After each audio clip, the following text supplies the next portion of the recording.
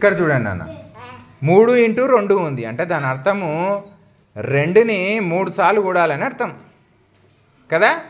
అంటే 3 అంటే 3 నిలువు వరుసలు రాస్తాము, 2 అంటే నెంబరు 2 అడ్డు వరుసలు. అంటే చూడండి 2ని 1 2 3 సార్లు కుడతాం. చింతపిచ్చలు పెట్టి చూపిస్తా చూడండి మీకు.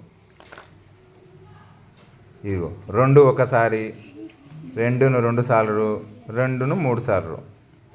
ఎంత వచ్చింది కూడితే లెక్క పెట్టండి.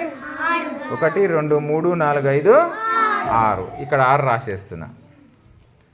2ను 3 సార్లు కుడితే 6 వచ్చింది. అదే లెక్కని ఇప్పుడు 3ను 2 సార్లు కుడుతున్నా చూడండి, జాగ్రత్తగా గమనించండి. ఇగో 3ను ఒకసారి 2 సార్లు. చింతపిచ్చలు పెట్టి చూపిస్తా చూడండి. 1 2 3, మళ్ళీ 1 2 3. ఎంత అయింది మరి మొత్తము? 1 2 3 4 5 6. చూడండి 2ను 3 సార్లు కూడిన 6 వచ్చింది, 3ను 2 సార్లు కూడిన 6 వచ్చింది. అందుకే 3 2 6 అన్న ఒకటే, 2 3 6 అన్న ఒకటే.